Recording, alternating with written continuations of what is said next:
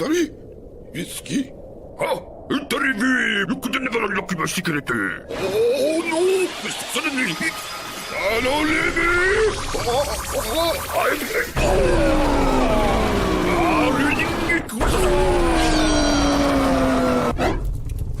Let's begin. Indeed.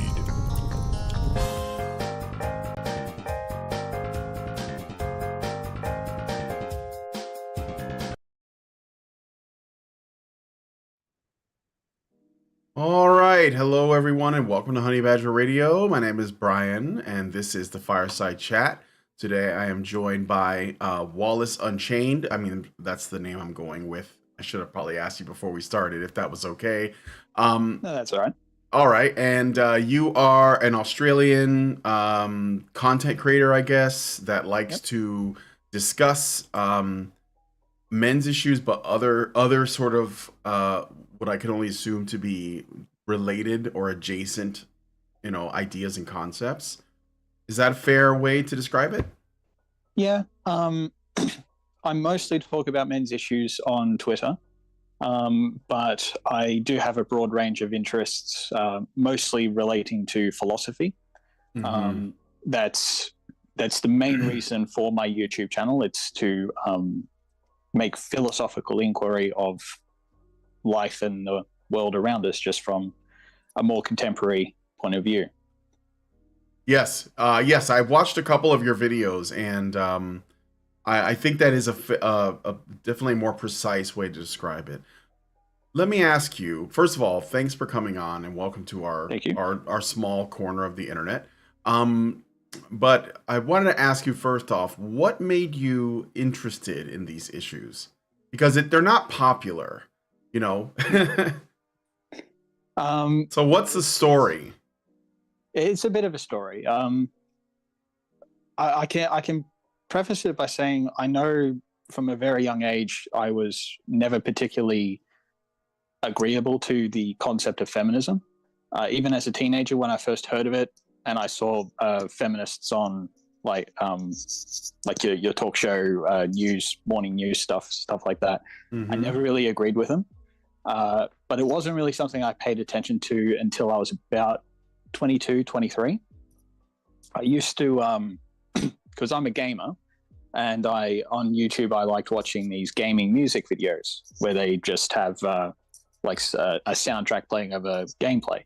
And just going through the recommended feeds, I came across The Amazing Atheist, and he was just talking about feminism, and I think that I can't remember the title, but it was saying something about like he was obviously disagreeing with it, and I thought, oh well, that's interesting. I don't hear anyone speaking out against feminism, so I gave that a look, and from there I found a whole bunch of anti-feminist YouTubers that went from Amazing Atheist to Undoomed to Bearing, and there was I really got into it, and there was quite a lot of them that I saw. Yeah, there's a bit of a rabbit hole, as it were. Yeah. I remember one. This was just during the Humongous debacle. Oh yes. Yeah. Yes. I know Bearing did some sort of promotion, and he put Dr. Randomacam in as like a character in his promotion, just making a joke. And this was actually the second time I heard Randomacam referenced. I'm thinking, who is this guy? And I looked him up, and basically from there I got hooked on his videos and thought, yeah, this guy says a lot of like, I don't think he'd consider himself very philosophical, but like his approach to certain things is a little bit more philosophically in depth than, well, everyone else I heard speak. And of course, listening to him, I find Honey Badger Radio, and I listen to Allison, find Typhon Blue and Karen's channel, and yeah, you guys just introduced me to a lot of things that I thought, yeah, this is important, and yeah, so here I am. All right, yeah, Mike is a good dude. I hang out with him when I can. He's, you know, in London, obviously, so it doesn't make it easy. but yeah, we all love each other here at HBR. So okay, I'm still kind of I'm kind of interested in what you said. You were never really sold on this concept of feminism. So I want to ask you about that a little bit more. Is this something based in maybe something you were taught? Because the way I see it, it seems to me that the average person, if you ask them about their thoughts on feminism, they might have an opinion on a kind of radical version, like, oh, I don't hate men, that kind of thing.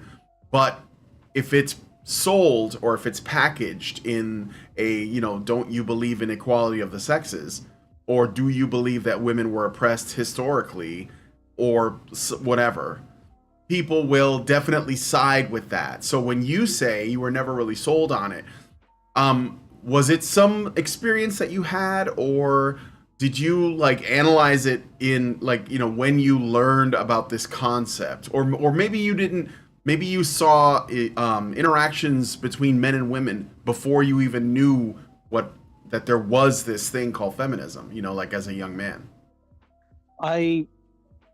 It's difficult to pin down. I remember when I did listen to some of these feminists, like I said, they were on morning talk show programs, and some of the things that they would say, they would say, talk about equality and stuff, and yeah, it superficially that sounds like, oh yeah, I'd be on board for that, but then I'd immediately take note that this equality seems to go straight to women and only women. Oh yeah. And I just that never sat right with me. And it was all that sort of rhetoric. They'd say one thing, but from what I could just see around me, it was maybe not necessarily the other, but like I felt like they weren't being. It was either that they weren't being honest, or they weren't. Maybe I originally thought maybe they just didn't know the other side of the story, because that wasn't being talked about. I mean, obviously, since coming on to social media and arguing with feminists and or even people who are just a bit naive to men's issues, it's a lot more than just not knowing about it. Yeah, that's sure. A part of it. That is an important part of it. But when it comes to the ideology, it's stuck in. So yeah, you sound like the kind of person that doesn't necessarily take things at face value then. So when the media or an authority figure or you know, a professor or teacher says this is the way of the world, you don't simply just take it and say yes it is. You look at it and you challenge, like, okay, is this true? Let me look around, right, and see if this matches reality. So did you find yourself I know that you said that you got into arguments with people online. That seems to be half of the purpose of the internet. But what about in real life? Like, did you see stuff in your day-to-day that sort of reflected or reinforced your beliefs on, you know, these kinds of issues? Like, for example, do you know anyone that's been that's either benefited from or been harmed by feminism? In a roundabout sort of way, I have known some people who've been harmed by feminism. If I can look back at maybe the way they were when they were young, and they were sort of naive about politics and stuff like that, and then when they learn about feminism, they learn about just this one-sided worldview.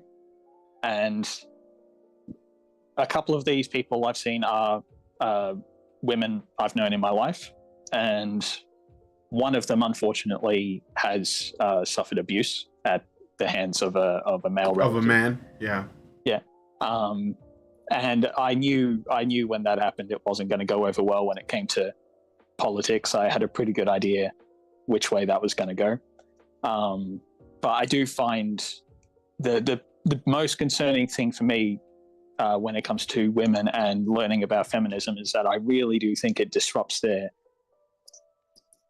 what's the word? Like their ability to have just a proper normal relationship with a man. It's Oh yeah. like it depends, I guess, how far into feminism they go. I mean, I've come across people who are just sort of, like you said before, they're just agreeable to it, but they're not really into the ideology. They haven't learned much. Yeah, they're like the average Joe will say, well, I wouldn't call myself a feminist, but I do agree that women should be treated like human beings. You know, like so there's like this this level that they accept as though that is something that feminism owns.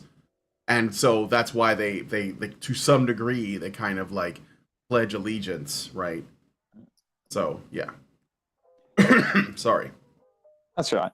I was actually going to comment on that. I'd say, I don't know if you saw this, because I know what sort of provoked my coming onto this show was commenting on one of Allison's tweets. I don't know if you saw the infographic that I commented there. It's been a while, but let me. So is it? I can bring it up here and maybe show it. But oh yeah, that'd be fine. It's on your replies. Is it a reply yeah. you did? Okay, let me see. Yeah, and it's underneath the Aaron Pizzi one. Oh right. Well, why don't you just sum it up for the people watching, and I'll see if I can find it while you're doing that. That's all right. So basically, it's a black background infographic just describing, and it is mostly my perception, but I think it's reasonably logically accurate. And it's just basically giving a very compacted explanation of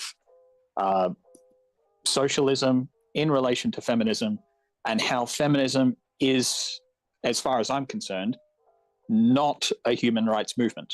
It's especially not a women's rights movement. I think I don't like that they've got this monopoly over women's rights, especially when, like, if you saw the infographic and you focus on the concept of if you talk about human rights, you're maybe thinking legal issues or maybe social issues, but feminists talk about ideology. So they, like, superficially, even to me, they don't look or sound like human rights advocates.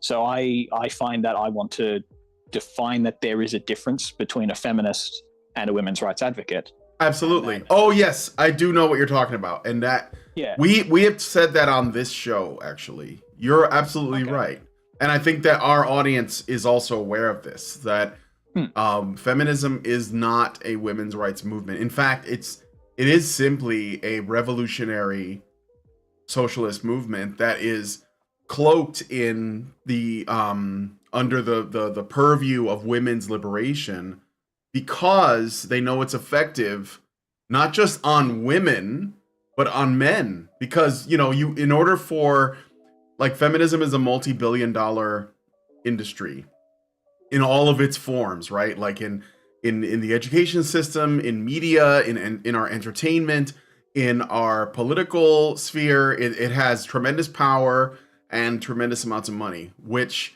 would suggest that its existence is based in or predicated on the notion that we live in a patriarchy that oppresses women. How could feminism exist in such a system? Exactly.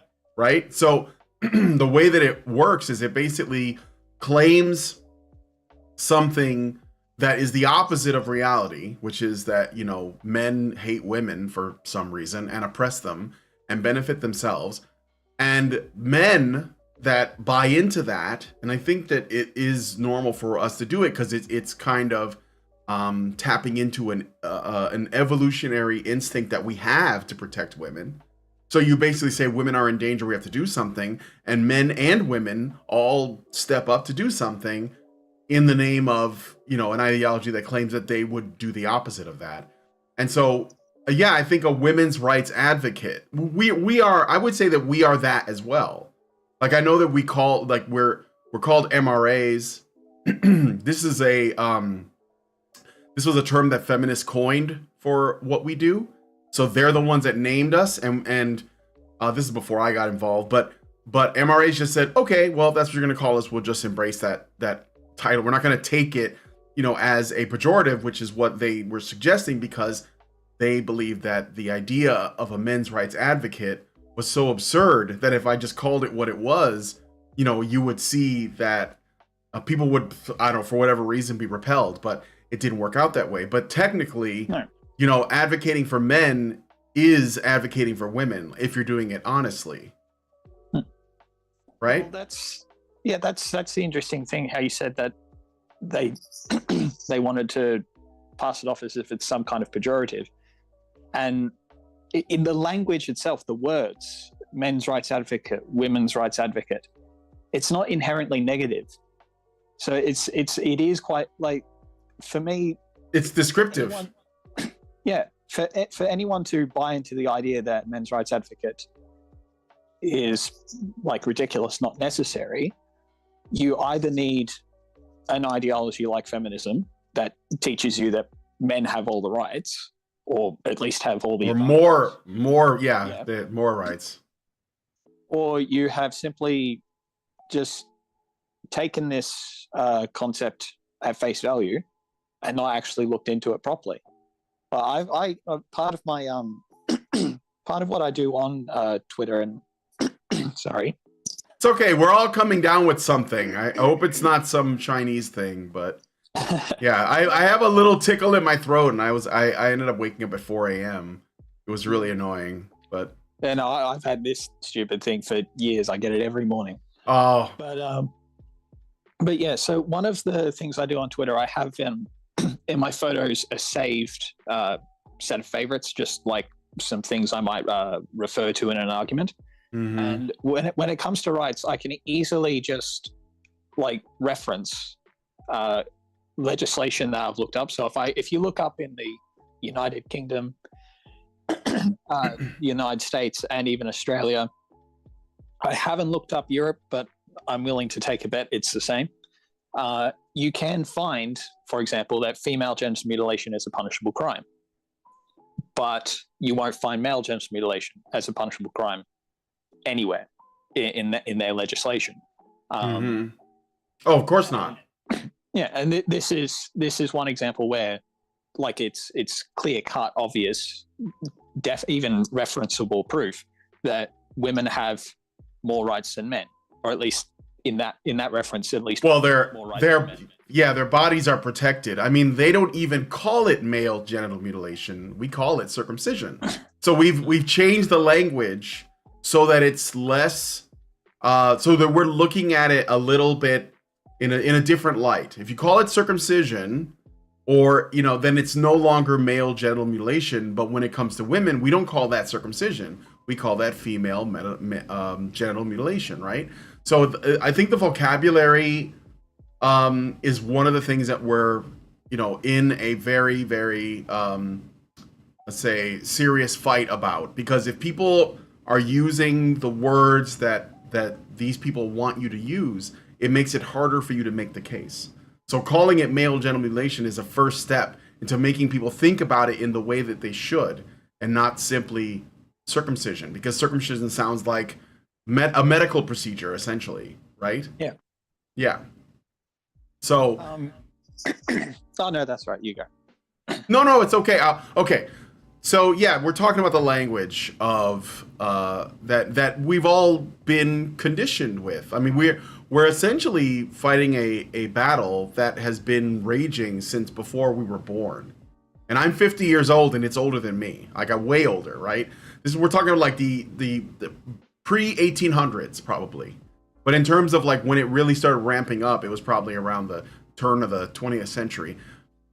So we are trying to undo a lot of programming, and a lot of it has to do with language. And so we don't shy away from calling ourselves MRAs, but also from calling ourselves WRAs because this is the thing about feminism too. You cannot hope to solve any problems by only focusing on half of the equation, right? So every problem is an equation made up of this group, this, and this. and feminists always leave out men when it comes to like the ways that they suffer, and it leaves out women when it comes to the ways that they perpetrate. So it's all about like creating a specific frame, which means that not only can they not hope to solve any of these problems, but they probably don't want to solve these problems. You know what I mean? I mean, if you think about it, like you're either ignorant or you are being intentionally nefarious. And I can only imagine that these people have to be nefarious, because I wouldn't consider them to be stupid. Because, you know what I mean? Like, I think that it's more of a sign of respect for their position to say, oh, you know this is not true, you're intentionally hiding this. Now, there are people who simply get educated into this stuff and they don't really think to look into it. They just presume that whatever feminism is telling them must be true because it is the ultimate authority on all things related to gender, right? Do you see what I'm saying? Yeah. Okay. The only part where I only mildly sort of disagree is where you were talking about whether it's ignorant or nefarious. Mm-hmm. Now, I do have my suspicions that it's nefarious a lot of the time, but what I've seen, and this is what I've seen in philosophy groups as well, when I've argued with people about all sorts of different topics, I find when people learn a certain way of thinking, a certain way of seeing the world, if they adopt it as a sort of belief, it becomes a part of their identity. Now, I don't mean belief as in religion. It's just something you. I know what you mean. Yeah. Yeah. Well, they invest in the idea a lot, and it's Yeah. harder to break free of that stuff. Yeah. Yeah. And when you present contradictory information to that, I think it's sometimes, and this is why it might seem like it's personal for a lot of them, it might feel like a bit of a personal attack on their identity or on a part of it, something that's important to them. So I when it comes to the way I debate with people online, I do take the most charitable approach I can, and I lean towards it's more ignorance than anything nefarious. Especially given the history where like feminists, oh my god. It's all right. Feminists would have had a lot of arguments with people who disagree with them, from anti-feminists to MRAs, and a lot of those arguments would have been hostile to some degree. And it could, I'm not saying it would paint a negative picture of us, but what it does is it paints in their mind that we're an enemy. Yeah. We have that same hostile arguments with them, so it paints in our mind that they're the enemy. So we can treat each other like it's nefarious, and I just try to keep a balance on that, hoping that there's something we can sort of identify on and make a common ground, make a common understanding. Yeah, that's fair enough. I mean, I understand that. Like, I don't go like, you know, ham on feminists because and call them evil. But I do think that there is, well, I guess for me, someone who is a good faith actor would have the I guess, man, this is gonna sound bad, but a level of integrity that would, you know, sort of inspire them to look as deeply into these things as possible. And there are plenty of people who have made that shift. I mean, I am one of them. Like 10 years ago, I would have, you know, thought that bought into most of this stuff. I mean, I remember I did, even the wage gap, you know, because it was everywhere. Like I worked at a job, and there was a big sign on the wall in the back room that said, you know, women only make 77 cents on the dollar. And I said, oh, that's terrible, you know? And so, I mean, I just believe what I'm told because, you know, we are supposed to trust those who are more intelligent than us, that have, you know, more influence. But anyway, I'm getting a little in the weeds. I wanted to ask, so your channel is more or less, it's philosophical, and you're talking about ways to make the world better because things they seem to be we're in a crazy place right now. So Upside down then. absolutely, it's the upside down. Yes.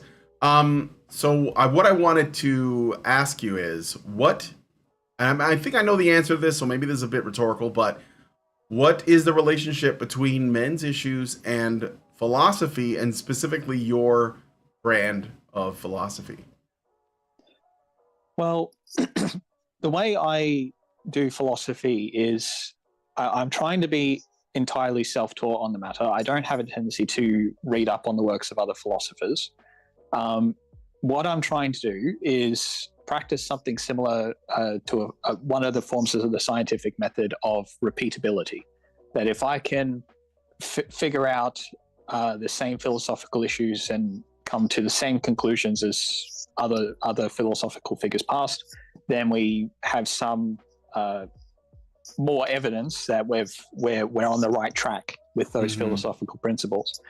And one of the things that I've been trying to develop in my philosophy is, in order for me to be able to logically, well, accurately, should I say, interpret these philosophical principles that match what other philosophers found, I find it's just all I have to do is just logically interpret the world to the best of my ability. And when I say that, I see. Actually, let me help myself. I've got notes here. I do have notes. Oh, okay. Yeah. All right. Bring them up. So I just have like these little basic definitions. So I've got no, that's logical. I want logic. Or if I just put logical. Here we go. All right. So my general definition for logic, just to keep myself on track with how I do things for philosophy, I say logic as in the process of operating within operations within the brain, observing and or interpreting a thing as it is presented, as in this is the brain's ability to identify and categorize things as distinct from other things. For example, a word is a word, a tree is a tree. In this instance, it may or may not have semiotic or congruent qualifier. But then I go on to logical, and I define that as a method of thinking that is required to make accurate observations of reality. It is information or propositions that are understandably congruent to an otherwise sensible mind. So what I find is through my logical investigation or inquiry of philosophy, if I am able to make logical, accurate interpretations of reality, we have better understandings of how we can address issues in our own lives, in society. And one thing I found that's really important about this, and you actually sort of brought it up, is integrity. And I find the most practical way to have integrity with logical principles is to be consistent, learn consistency. So if you find, and that's a difficult thing to do, you need to challenge yourself. You have to be humble. You have to be a bit humble too, because you have to be willing to be wrong. Yes, exactly. You've got to be able to see being wrong as not like it. For most of us, I would say it just comes off as it's immediately uncomfortable. We don't like it. We don't want to be wrong. And we've got to be able to see it as a benefit, because ultimately what we want is to have the right answers to things. We want to, we feel this need to be right. So if we're going to be right, we've got to know what we've got wrong. And if we're not willing to know that, then you can't know what you've got right. And you just go on, you'll just increase your chances of going on in life with the wrong answer. Yes, I agree. And what does, how do you factor in men's issues into this, sort of overall equation? To a degree, it has been with the help of you guys. Without that, I probably would have struggled a bit more. Without you guys, I probably would have had a pretty critical examination of patriarchy. I don't see, if I should have started maybe with the definition of philosophy. It's essentially the love of wisdom. And this is knowledge, this is information. So it realistically, anything can be within philosophy's purview, including human rights and the dynamics between gender. like I said, without you guys, I probably would have come up with my own critical analysis of patriarchy. Yeah, But sure. learning about the concept of gynocentrism and how that makes a lot of sense to how we behave as a species. Like it explains why we have a women and children's first rule. It explains why we only send men to war to die in wars. It explains why women have a tendency to want to be more in the home life, and men are happy to go out. Like men are actually happy. Like we're willing to go out and take the risks, and we know it's dangerous out there for us. But oh yeah, men will volunteer to go to war too if they thought that the cause was just, right? Yeah. So what I find is if what I've seen about gynocentrism is accurate to reality, which as far as I can tell it is, even though a lot of people might criticize me and say, oh, it's still really just a hypothesis. It's not like you can identify the gene that says this is the gynocentric gene. But we find we can't do that with patriarchy as well. You can't say that there's this patriarchy gene, but we can say that there are observable patterns in reality of human nature, and they do seem to lean towards men being in what I describe as overt positions of power. So they have the authority to make things move in the world and get things done, but women's have positions of covert power. And this covert power is to influence the men and motivations of men. Yeah, exactly. Yeah. But men don't only, and I think this is also a thing that people miss, because feminism and a lot of other leftist, you could say, I don't know, ideas or theories are based in power dynamics. They usually only look at patriarchy where men have power, but that's not all that men have. They also have a responsibility. This comes with a responsibility. You know, there's a saying that I've been using a lot is, no, you can't have responsibility without authority. It's not, it doesn't work, right? So if I say, can you watch my dog for the weekend? I'm giving you responsibility over the dog if you agree. But then I tell you, but you can't put a leash on him. You have to leave your doors open. Just hope that he sticks around. It doesn't work, right? He'll run off. No. And I can't hold you accountable for that afterwards. But this is what, this is what feminists will say about what men should do, is that they should be responsible for women, but not have any authority, not have any say. And women, they want women, or at least they want themselves, to have authority, but no responsibility, because they only see it in terms of power. This is just a way, and again, it's important because I think the language is like, it's a big part of why there is so much density and confusion in these conversations. Like another thing I thought about, you mentioned patriarchy, and this is interesting because there is such a thing as patriarchy, but it's not the way feminists define it. So, feminists define patriarchy is that men built a society to benefit themselves and at the expense of women.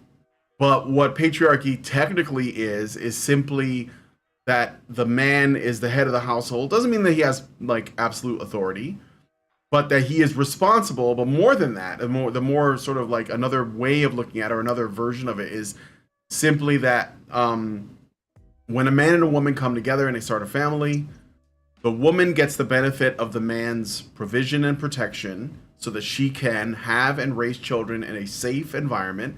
And the men have they get the benefit of that woman and to continue on their sort of lineage, right?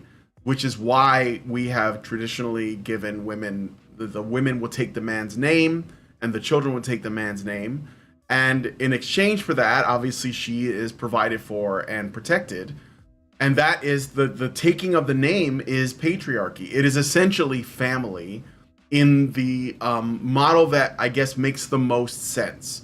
And so this is what, people do. Now, of course, this is not a prescriptive thing. I'm not saying people have to do that. I'm just describing it as it is. But that's completely, well, not completely, but it's very different from the language that feminists use, because they're trying to create, or at least it's framed in a the dynamic is more of a master and slave thing as opposed to more of a cooperative arrangement where the woman gets what she wants, the man gets what he wants.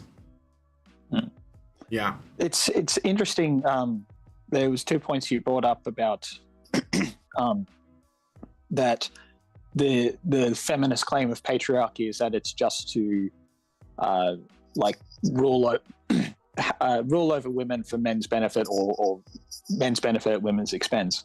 And I've tried asking this, and it's rare that I've really been asked this question, considering how some sort of arguments go. You sort of go with the flow a bit. But I've always tried to ask, what is this incentive behind doing this in the first place? Like from the for point men? of view. Oh, Yeah, for men to do this, to oppress women? Yeah, because it you can say oh yeah, maybe it makes them happy, it makes them feel good or something like that, but like that's it. You're ultimately hurting women who you've got feelings for, that you love and care about, and like that's the thing. I can only imagine such a patriarchy that would do that. Men would need to be like not empathetic. Right. They would have to not care for their mothers, their wives, their daughters, or their sisters. Yeah, sure. And every man, if you ask any man on the face of the earth, and even if we could time travel, you could ask any man, they would be able to say they do feel empathy, and like anyone, and like this is even provable if you have like a family member dies, a female family member dies. It hurts the men. It bothers them. They may not show it immediately, but it does. And of course, some of them do choke up and break up, and you see them cry. So I mean, it's for version. Yeah, I was gonna say no, it's okay. Finish up. I was just going to finish and say that the feminist version of patriarchy kind of requires men to be apathetic. That's the best way I can say it. Yeah, or even cruel.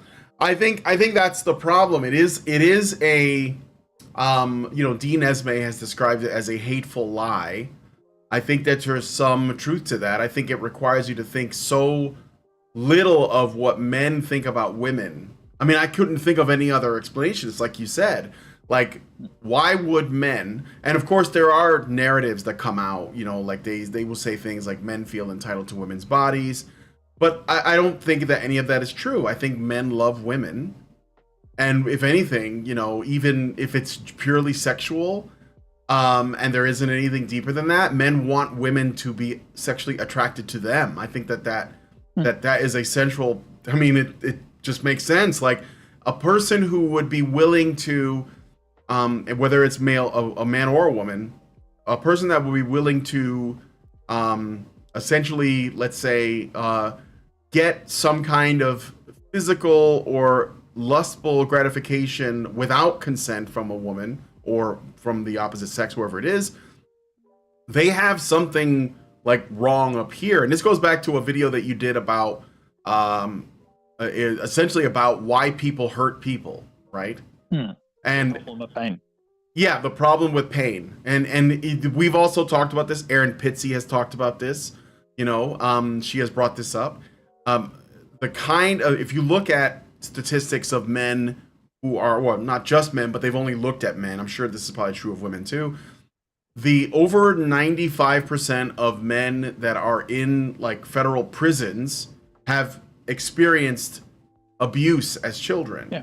So that and it should be a no-brainer, but of course it's a difficult question for people to, or a difficult thing for people to accept, because they see them as criminals, and so instead we don't deal with them until they have become criminal and hurt someone and then go to jail, and then we're like, look at how awful these criminals are. But if you want to end that, to your point, you have to identify and break the cycle. There's a cycle of violence, right?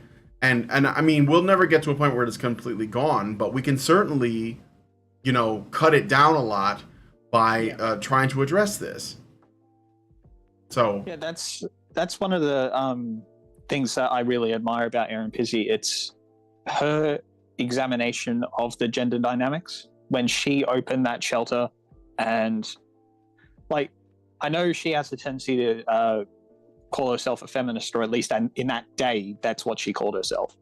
And I think she was genuinely taking it from the perspective of it's women's rights. I don't think she.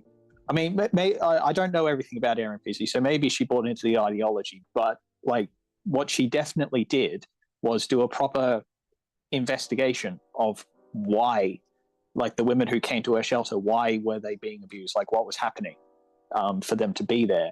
And then she learned that a lot of them are fairly abusive themselves, and that wouldn't just be to their husbands, but it'd be to their children. And Yes. she noticed that gets passed on through, and what she calls is it's an unbroken chain of generational violence. And those women themselves were probably abused as children too. Yeah.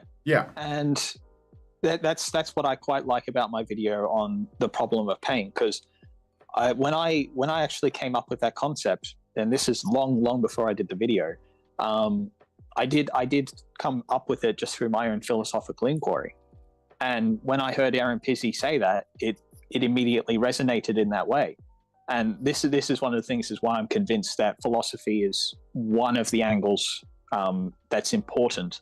I think I said it to you in our messages before, that I find that we're a bit philosophically bankrupt in society. We don't have consistent principles, and these ideologies, like feminism, for example, are only warping that perception and making it even more difficult to have consistent principles to be able to address our issues. Yep. It's like people are not taught how to think; they're just taught what to think, and so there is no encouragement to question. So that's where it starts, is when you start questioning. And that's why I was asking about your journey, because I know the average person. I mean, our education is awful. And I think that it is all about imprinting people with this kind of these ideas that you're supposed to just absorb and agree with. And they also make it kind of socially risky to question it, because if all of your peers are all on the same page, then you don't want to be the odd man out, because you want to be able to make friends and find someone, etc. But I think this is all by design. Now, the problem of pain, I'm glad you brought this up too, because we've talked about this. So things are, I think things in terms of our ability to create a cohesive society, they have, at least in the United States, but I'm sure that there's probably the same thing going on in Australia, because it's happening in Europe and Canada and most other places, South Korea. Our ability to form a cohesive community with high public trust is basically melting away. And it's not gone, but it's in worse shape than it has been in a long time. And I have a primary theory, a drum that I like to beat on, which is father absence, as like probably the largest, not the only culprit, but I think the biggest culprit, because we have, at least here, I'm only gonna speak for the States, but we have really high divorce rates. We have really high single motherhood sort of situations where men are either excluded from their children, or women have children with men that don't stick around for their children. So I'm not, putting all the blame on women here. Although I do think that women ultimately decide if they're going to have kids with a guy, and they should know what kind of man he is, because men generally, as I used to say, men walk in the shadow of women's desire. So when women say, I want this kind of man, men try to become that kind of man to attract that woman, right? That's why we have bad boys. Yeah, exactly. So if women reward bad boys with attention, affection, sex, whatever, then more men are going to try to be those guys, because they want to attract women, because that's what motivates men to do whatever they do. Ultimately, it's about attracting a mate and starting a family. So, this is a joke that comedians would often tell, is they would say, if a man did not have to get a high paying job, start a business, whatever, buy a big house and a nice car or nice clothes, he would just live in a cardboard box if he thought that was enough to attract a woman. So they obviously, women's desires motivate men. Now, of course, men can and should be self-motivated, but the reality is that this is like a major factor in what, does that, encourages that.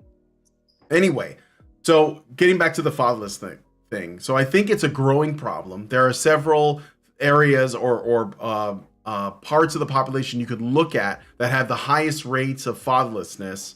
Like here in the States, it's in the Black population, it's in the Native population, it's in the Latino population, of which I am a part. And it is because of that, there's a laundry list of issues that come up from father absence. And one of those is child abuse and also molestation and things like that, because children become vulnerable, to abuse from mothers, which you talked about with Aaron Pitsy, that can happen, or relatives, sexual abuse, etc. And then those kids, they grow up and they continue the cycle. And so you have a situation where these, what I think are essentially they are legal problems that lead to cultural and social catastrophes. It's the interesting thing for me on the fatherlessness issue. You did cover a lot of it, like that. There's like this abuse and there can be neglect and stuff like that. And I need to say a little bit about myself. Sure. I was raised by a single mother, and even though she was great, I can't say that she was abusive in any real significant way. Like, we had our disagreements at times, and like she was feisty, so if she argued, she knew how to fight, and that of course passed on to me a little bit. So we could sound like we were really at each other sometimes, but that was just our way of arguing. But ultimately, that was, if there was anything bad, that was the only bad thing in our relationship, just that we were strong about it. But other than that, yeah, I could say she was a great mother. The only issue is she could not teach me. I've got to say it this way: she could not teach me how to be a man, and I had to effectively teach myself how to do that. And I had I had big learning curves because I didn't start. I mean, this could be normal, I don't know, but I didn't start officially a real job until I was 20, and that was from having a troubled sort of school history where I didn't fit in, and I was often bullied, and I skipped as much school as I could so I didn't have to deal with it. Mm-hmm. And this actually made me quite socially isolated and very socially awkward. So I didn't know, when I went into the working environment, I just did not know how things worked. And I had to learn fast. Which I think contributes a little bit why I'm very patient and calm now, because I know to really look at a situation before I get involved or act. I used to be very excitable and just jump in and say, no, you don't just do this, because you've got to be able to read a room. Yeah, you've got to be able to know how you figure out how things work and build that confidence for yourself. But yeah, and it's also to do with like responsibility. Like I would want to like deal with my troubles by mostly playing video games and not having to deal with the world. And yeah, it was just big learning curves to have to. Absolutely. And even that, like, it's weird I say become a man. A lot of it was just learning how to be an adult. Well, I think that's what you're kind of getting at, because as a male adult, there's, it's just like other stuff that comes with it. But yeah, I think that the thing is, you could, and I know guys that were raised by single mothers that did absolutely the best they could with them, and they turned out great. But I think that there will, without a father in the home, and you could make the reverse argument, if you don't have a mother in the home, there's probably some things you miss out on too. So I'm not obviously like making this about just men, but without a father in the home, even a, relatively well-adjusted child, boy or girl, that's growing up without a father they could do everything as well as they could and still probably be missing something, right? Some example to follow. And I think that this is also affects girls, like girls, for example, if there's no father in the home, they will likely hit puberty earlier than a girl who does have a father in the home. So they might get, sexually active at 9, 10 years old, as opposed to 14, 15, or at least where they're hitting puberty, and they'll get noticed by boys and all that. So it does affect us, not just in terms of our socialization, but also our physical, our physical ability, our biology is what I'm getting at. So, but I think that it is, and when you have a bunch of law and policy and propaganda that essentially tells women they don't need men, and that they can, be a mother and a career woman and have it all, etc. I think that it's already created multiple generations of somewhat dysfunctional people struggling to make sense of the world. And I think in particular, it is hurting boys. I don't know if you've seen all of the there's a lot of people who aren't necessarily in this particular part of the internet that have been looking at what they're calling the boy crisis, or the loneliness epidemic in boys, and on the suicide rates and stuff. And they're saying, what is happening? What is going on? And it's yeah, we've been talking about this for 10 years. We saw this coming. So I guess, what do you think that I'm onto something when I say that fatherlessness is a big, and I mean, there's something even deeper than that, but you see what I'm saying? Well, no, yeah, no. And the fatherlessness is definitely an issue. It's one thing you did bring up just now, in how we're, how women are made to perceive things. You said something that's very interesting. Have it all. Yeah. Now, that's a common thing I do hear in all sorts of media and to some degree feminist rhetoric. Mm-hmm. And what I find bizarre about that is there's nothing that says men ever have had it all. So I don't know why it's propagandized to women that they can, when even men, the vast majority of the time, are struggling. Mm-hmm. No different to their female countrymen. They've got largely the same issues in that way. And I actually want to sort of bring us back to another topic. I've kind of forgotten the context we were talking about this, but I did write it down. That you talked about how feminists say that men have this entitled attitude, especially when it comes to women's bodies. And that's something that is another one of those things that's always just seemed very bizarre to me, calling men entitled for wanting romantic relationships with women or intimacy. Even another subject that we've interestingly not covered is sexual objectification. Mm-hmm. Another bizarre thing I've just never really believed was it just sounded like it was rhetoric. Yeah, it's literally not. It's literally subjectification, not objectification. Men don't like to look at women as pretty things, even though feminists will try to convince you. Generally, men want women's approval, and that's what they want. They want women to like them. In order for you to want something to like you, it has to have its own ability to choose to like you, which means it has to be a person. So when men, what feminists call objectification is literally making women into a subject that can take an interest in them. The way I sort of break down objectification, I just see it as a euphemism to say that men taking pleasure from women is somehow a bad thing. And this, when you say it just like that, it sometimes even I get a feeling in my head as if men shouldn't think of women that way. But it's well, hang on. It's how biology works. Men,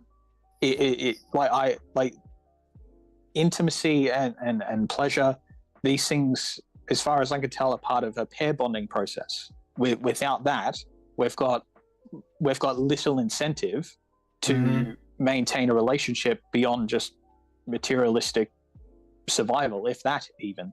I don't even know what would happen to us if we didn't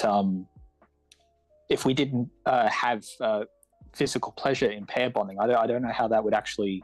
I've taken guesses. I've taken guesses that maybe men would probably be more free roaming and not pair bonding.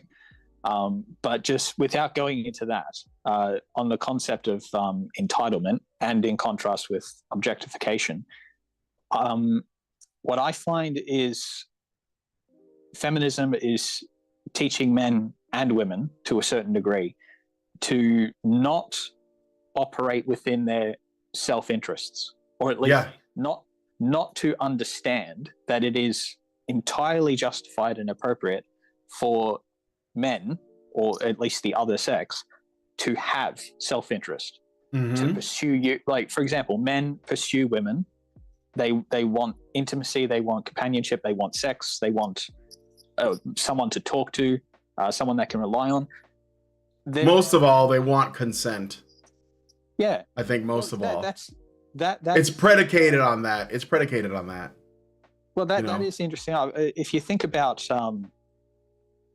like, as a man, I'm talking to all the men listening right now, maybe arguably the women, but if you think about what you want in a relationship, especially if it came to sex, would you want your partner to be reciprocal to your actions, or like if they didn't reciprocate, would that feel comfortable? No, exactly. Nobody wants to be around people who don't have an interest in them. Nobody. Yeah. Exactly. So I find, and I'll argue this in my philosophy videos, that everything we do is in self-interest, and this is normal. This is the mechanism behind our thinking, and that's what I mean. It's perfectly fine for women to have their interests. I'm not against that, but what I find we need to sort of achieve is this common understanding that men are also allowed to have their interests when it comes to women, and we've got to balance what is fair and what is reciprocal between men and women, rather than just saying, "Oh, men's self-interest is bad, therefore we're not allowed to do this." Yeah, exactly. I was going to mention something else. This is something I learned recently. There's this concept of the three selves. And I think that you might find this interesting as a philosophical idea, although it does spring from a religious place. But you have the three selves, right? In the center, you have the authentic self. This is who you really are, right? Then there's a layer outside of that called the wounded self, and then the outermost layer is the protected self. And when you,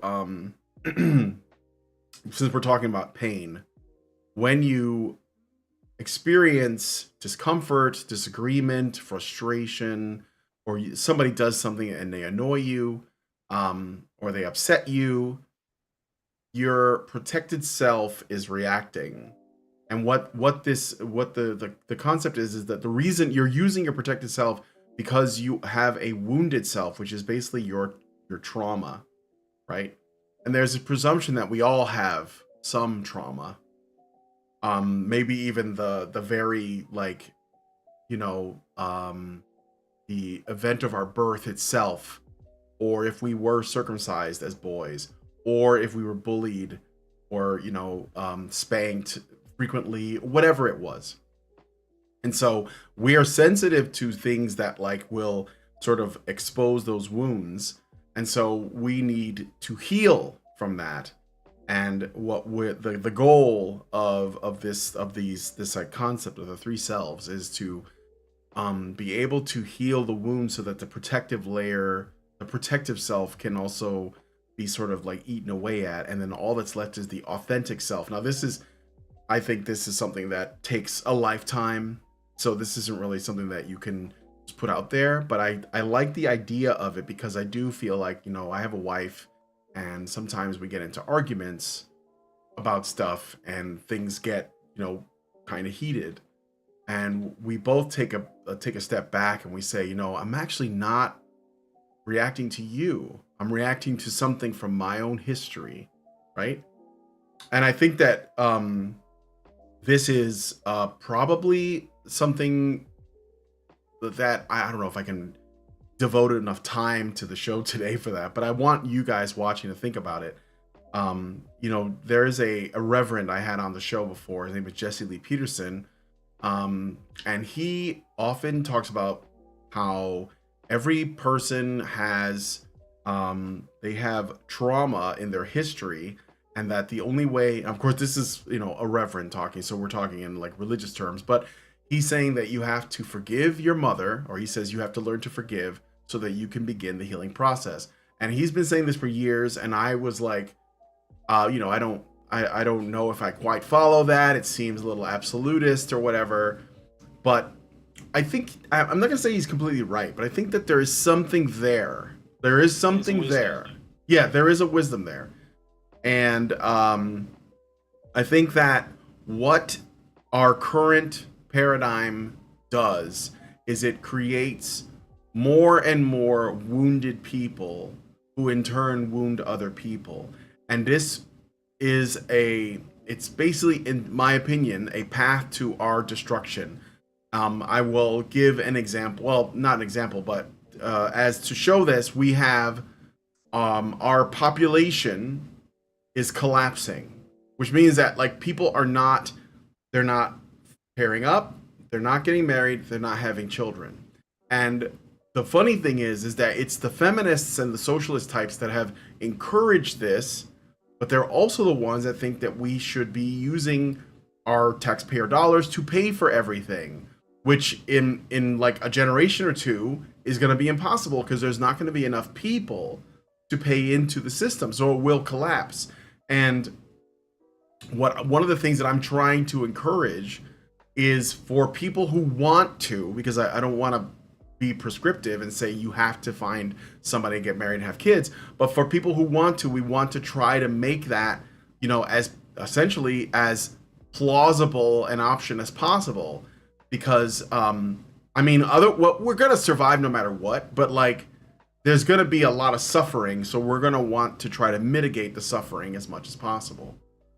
I find what you were saying about that, it's what was it, the three selves? Yeah, the three selves. But when you went on to talk about like relationships, and you can have heated arguments and stuff, and it's not about them, it's about what's going on inside.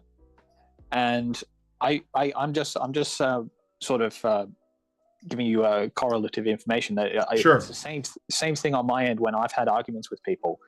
A lot of the time I'm arguing against what I'm fearful of. Yes. And like with I'll have to use myself and my mother again. Our most prominent heated arguments were really about my dad. Mm-hmm. And she's just never been on good terms with him. This is the best way I can say it. And she would be very like, because I did get to meet him and I started to get to know him and have some sort of communication, some sort of relationship. She would be very paranoid about those interactions. Sure. Fearful of what he might do to me, or fearful. She was even fearful that he would take her away from me. And this was even into my adulthood. And a lot of my arguments against her was really just being fearful of her not letting me pursue my interests in that way. Because I mean, she raised me. I was going to be loyal to her for the rest of my life, and I definitely proved that in her last days. But yeah, what we had a tendency to do was mostly argue against each other based on our own insecurities. Yeah. And this was sort of, and I'm leading up to this to the degradation of society. I find, and it's something I mentioned in the problem of pain, I acknowledge that the situation sucks, but we've got to take responsibility for ourselves. Because the way I think the way we sort of live our lives, it's a cliche, but we take the world around us for granted. Oh, absolutely. It just is. We think it just works, and for the longest time, you won't realize that there are people who are actively trying to take responsibility and make responsible choices for the sake of not just doing their jobs right, but they know they've got to, and that keeps the civilization standing. And I think that's a lot of what's lacking in even our just social structure in general. People realizing that they've got some responsibility to not behave a certain way. I don't feel like that's the right wording, but like we've got a responsibility when it comes to, say, being civil, being decent, or considerate of others. Not like in an authoritarian obligation sort of way, like if you don't do this, you're bad. But right. It's something that I think needs to be encouraged. Mm-hmm. And the only way I know to do that mostly is to lead by example and encourage more people to lead by example. And that this can, like I said, it sucks. It's a crap situation, but if we want to fix this, we've got to learn to, it's probably resorting a bit to the Jordan Peterson stuff, but we've got to take responsibility for ourselves. Well, I mean, yeah, it's common sense. I don't have a problem with Peterson myself. At least in terms of those, that kind of subject matter, I think it's common sense, and I think that we have lost that in a lot of ways. I mean, he's not saying anything revolutionary, and yet it seems like a lot of people don't, they, like you said, they take things for granted. I will give my final thoughts on it in this way. I think that what's important for people to remember is that we are living, despite everything, in the most safe and the most abundant time in our history. And there is probably less to complain about now than there ever was. And maybe that comfort is why people complain. It's like easy to I don't know, complain that somebody didn't cook your steak medium rare when you're eating steak, right? So, and I think that we should take solace in how good we have it and don't take it for granted as a start. So, but we are just about out of time. I want to get your final thoughts, and then I have, by the way, guys, please hit the like button for us. I should have said this in the beginning.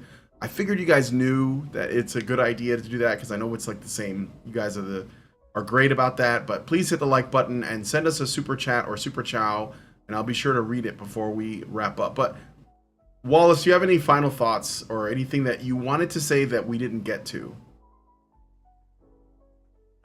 Look, to be honest, I think we've covered that pretty well, and I basically did give my final thoughts at last moment, where we've just got to take more responsibility for ourselves, how we behave and how we lead by example, and yeah, just what I want to do is for us try to accomplish more consistent principles, and we need to challenge what we think and how we. I'm going to be going on a tangent, but it's okay. What's the best way to describe it? So I'll use probably my core advocacy as a men's rights advocate.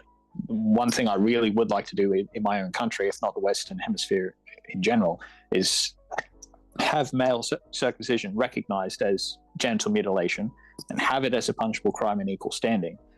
A consistent principle would be that, for example, if you can say you are against female genital mutilation, then you look at what happens to baby boys. It's fundamentally the same thing. It's absolutely removal, it's cutting away of a body part. It has nerve endings. It has all these functions. It is technically, physically the same thing. It's just for the opposite sex. Yeah. Therefore, a human rights principle is to be against both of these things, not just one. And that's a consistent principle. That's an example, and that's what I think we need to learn to develop, whether we like it or not. Because doing this means challenging things that it means challenging cognitive dissonance. And yes, absolutely. To do. Yeah, circumcision is, just in brief. It seems like the most common sense first step, right? but it's probably the hardest thing to like get people to change their mind. I mean, you can get normal people to change their mind on it, but once it becomes a thing that could happen, because I've seen this in Iceland, I think it was, when it becomes something that could happen, you're gonna get a lot of resistance from very powerful people. But I say we should definitely, that shouldn't stop us. So I'm all for it. We should definitely stop it. Okay, so I got a super chow I want to read. This one came in a couple days ago, but I guess we didn't read it, so I'm just gonna read it out now. Rorschach's No gives us $20 and says, "Hey Badgers, I'm glad you got over the hump. So many channels to listen to. Nerdrotic had my time. Now up, and away with my money." Well, thank you so much, Rorschach's No, for that kind support. All right, I just want to make sure. I don't think that there's anything else. So I will say that I'm going to wrap up the show here. And if you guys are interested, I'm going to be probably doing some streaming on my gaming channel, because I do have a gaming channel. Wallace, I don't know if you know. But I do some... Oh, you have? Oh, well, cool. All right. Yeah, I do some streaming with my wife, and I'm going to try and do some more with Lindsay tonight after dinner. I smell chili, and I'm super excited for it because I haven't eaten because I've been fasting all day. So I'm going to go get that food. But anyway, thank you so much for taking the time to come on the show. And I hope we'll have you on again sometime very soon. I want you guys... Great. Oh, yeah, good. I want you guys to go and check out his channel. I put a link to that and his X/Twitter in the description. So yeah, please give Wallace a look.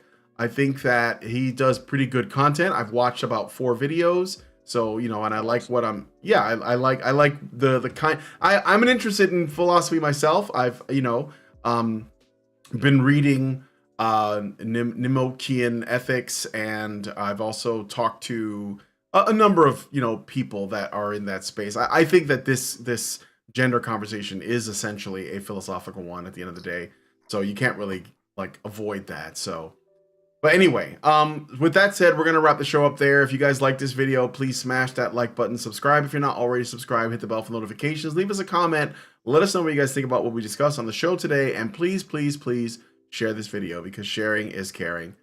Thanks guys so much for coming on today's episode of the Fireside Chat, and we'll talk to you all in the next video. Men's rights activists are machines, dude. Okay? They are literal machines. They are talking point machines. They are impossible to fucking deal with, especially if you have like a couple dudes who have good memory on top of that too.